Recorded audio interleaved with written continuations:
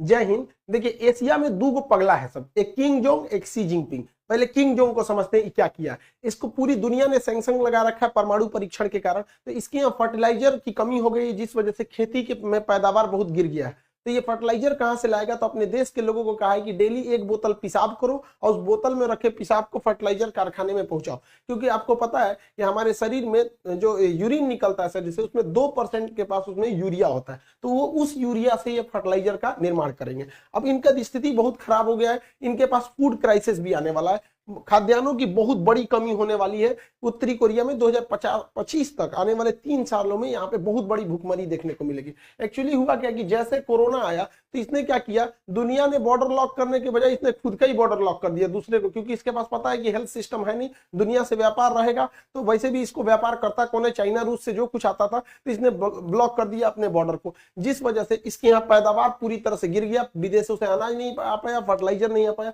और इस समय बाढ़ और वर्षा भी इसके यहाँ बहुत भयानक हो गया, जिस वजह से पूरी फसल बर्बाद हो गई। अब यहाँ इतना बड़ा फूड क्राइसिस देखने को आ रहा है जिस वजह से इसमें हजारों लोगों की मौत होगी, लेकिन ये परमाणु परीक्षण करते रहेगा और अमेरिका और यूरोपीय देश इस पर बैन लगाते रहेंगे और यहाँ लोग मरेंगे क्राइसिस से, फूड क्राइसिस से। लेकिन इसको अपने यहाँ के लोगों की जान से ज्यादा परमाणु परीक्षण की जल्दी लगी हुई है। 1990 के दशक में 60,000 के आसपास लोग उत्तरी कोरिया में मारे गए थे। अब इसने कहा है कि 2025 तक में हम अपने देश की जनता से कहा है कि आप तैयार रहिएगा, हो सकता है कि 1990 से भी बुरा दिन देखने को मिलेगा उत्तरी कोरिया का। अब चाइना का समझते हैं दूसरा का पगला का, इसको होड़ लगा है कि दुनिया के जितने देश हैं उसको कब्जा लो। चाइना और रूस एक अभी के वक्त में रूस चाइना की ओर ज्यादा झुका हुआ महसूस कर रहा है, क्योंकि इंडिया जो है अमेरिका को प्रीफर कर रहा है, रूस को अपनी अर्थव्यवस्था बचाने के लिए चाइना के सिवा दूसरा कोई ऑप्शन नहीं दिख रहा है। तो ये लोग एक एक्सरसाइज कर रहे थे नौसेना का।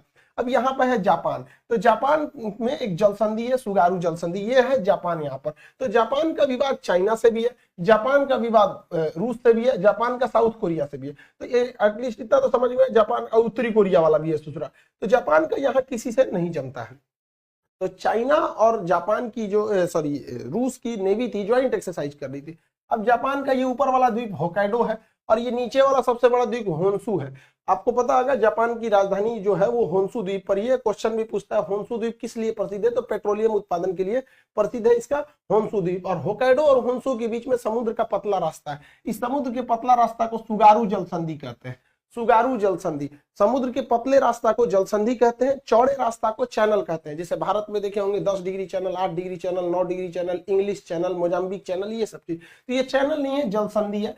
ये जलसंधि कॉमर्शियल जहाजों के लिए जापान परमिशन देता है कि यहाँ से कोई भी शिप वगैरह मतलब व्यापार कर सकते हैं। लेकिन इन लोगों ने क्या किया, रूस और चाइना ने यहाँ पूरी नौसेना घुसा दिया इस जलसंधि से, और जहां पर यहाँ इस जलसंधि से पानी वाली जहाजें जाती थी वहां पूरे अपने सीप लेके घुस गए सब। अब पूरा माहौल वहां पे इंटेंस कर दिए थे सब, पूरी समुद्र को ये लोग उधर पूरा मार्च आउट किया लोग 2 घंटे तक, जापान को डराने के लिए कि देखो कुछ नहीं कर सकते। हालांकि जापान को कुछ होगा नहीं, क्योंकि इसकी सेफ्टी की टोटल जिम्मेदारी जो रहती है वो अमेरिका पे रहती है। लेकिन चाइना जो है वो ताइवान को कह रहा है you must have to emerge, उन्हें मिलना ही पड़ेगा चाइना को, मतलब ताइवान को इसमें।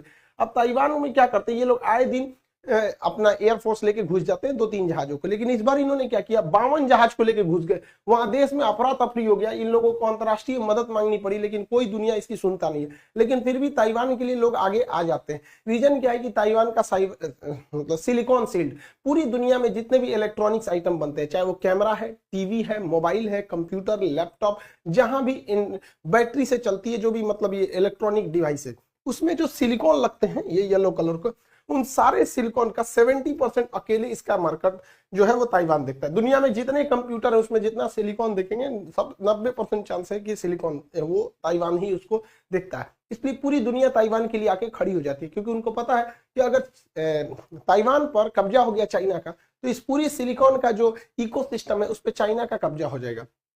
इसके अलावा भी ताइवान को अमेरिका ने बहुत सारे मिलिट्री इक्विपमेंट दिए हैं, जिसमें सबसे प्रमुख है F-16 जहाज। दुनिया के सबसे ज्यादा युद्धों में इसी ने लड़ाई लड़ा है। हालांकि अमेरिका का सबसे विश्वसनीय जहाज है F-16 और F-22 यहाँ पर, और चिनूक हेलीकॉप्टर। अतः अगर चाइना का कब्जा होता है ताइवान के ऊपर तो ये सारे हथियार भी ऑटोमेटिक चाइना ले लेगा, जिस तरह से अफगानिस्तान में तालिबान ने ले लिया है। तो अमेरिका भी इन्हें बचाने के लिए चला आता है, लेकिन बहुत सारे देश है जिन्हें बचाने कोई नहीं आता है, जैसे वियतनाम हो गया, भूटान वगैरह हो गया, उन्हें बचाने कोई नहीं आता है। इसमें सबसे बुरा शिकार हो रहे हैं इसका वीगर। अभी क्या हुआ है, पाकिस्तान के लिए बहुत दोस्ती दिखाता है ना चाइना पाकिस्तान में, तो पाकिस्तान का एक ऐप था कुरान ऐप, तो चाइना का इस साइड में सिंजियांग प्रांत है, यहाँ वीगर मुस्लिम रहते हैं। चाइना इन वीगर मुसलमानों में लगभग 20 लाख मुसलमानों को यहाँ पर जेल में डाल रखा है। तो पाकिस्तान में बना वाला एक कुरान ऐप था, चाइना ने उस ऐप को हटवा दिया प्ले स्टोर से, वहां पे एप्पल स्टोर से हटवा दिया बिना किसी रीजन के। और इस पे चाइना के इस एक्शन का पाकिस्तान में किसी ने कुछ भी नहीं बोला है। इसके अलावा चाइना वीगर मुसलमानों पे एक से एक नया प्रयोग कर रहा है। वीगर मुसलमानों से कह दिया कि आप अपने मस्जिद से लाउड स्पीकर हटा दीजिएगा। इसका विरोध करने पर मस्जिद गिरा दिया गया, उसे सार्वजनिक शौचालय में बदल दिया। हद तो तब हो गया जब चाइना इन वीगर मुसलमानों की किडनी, लंग्स, फेफड़ा निकाल के करोड़ों का व्यापार करने लगा वहां पर। अब इसकी पूरी दुनिया में आलोचना हो रही है, लेकिन अभी ये खबर शायद पाकिस्तान में नहीं गई, और गई भी तो किसी को हिम्मत थोड़ी कि अपने बाप के खिलाफ कुछ बोल सकते हैं। यहाँ पर एक से एक काम कर देते हैं। अभी वीगर ये जो राज्य है ये है सिंजियांग, यहाँ पर वीगर मुस्लिम है। ये तिब्बत है, तिब्बत को तो इसने 1959 में ही कब्जा कर लिया। इसके पास ये जो छोटा सा जिंघाई नाम को जो है क्विंघाई, ये राज्य है किंघाई। यहाँ पर भी मुसलमानों की संख्या ठीक ठाक है, दूसरा सबसे ज्यादा मुस्लिम है सिंजियांग के बाद यहाँ पर। अब यहाँ पर इसने क्या किया है, कहा कि चाइना में अगर रहना है तो चाइना की तरह दिखना होगा, आप कोई भी रिलीजन को फॉलो कीजिए। उसने कह दिया कि मस्जिद पर ये जो ऊंचे ऊंचे मीनार है, ये मीनार को तोड़ दीजिए। ये जो गुंबद है टॉम, इसे तोड़ दीजिए। ये मीनार नहीं होनी चाहिए, ये मेहराब जैसी आकृति ये सब नहीं रहनी चाहिए। तो चाइना इसको कह रहा है कि तोड़ दीजिए, और तोड़ मत दीजिए, इसने तोड़वा भी दिया। जैसे देखिए ये मस्जिद पहले ऐसी थी, इसका मीनार ये जो था इसमें से गायब कर दिया यहाँ पर से। इसके अलावा अंदर में देखिएगा यहाँ भी एक मीनार है, यहाँ से देखेंगे वो मीनार गायब कर दिया। यहाँ पर डिजाइन बनी है ये इस तरह मेहराब जैसा, इसने कहा इसको तोड़ो। चाइनीज परंपरा में बिल्कुल ये क्या होना चाहिए, चौकोर होना चाहिए। यहाँ पे अगर आप देखेंगे ये मेहराब जैसा इस टाइप का बना है, ये चाइना ने कहा कि ये सब का लिए बना रहे हो, ये सब हमारे यहाँ नहीं चलेगा, चौकोर चौकोर बनाओ। देखिए पूरा सेम वही मस्जिद है, इसको चौकोर कर दिया।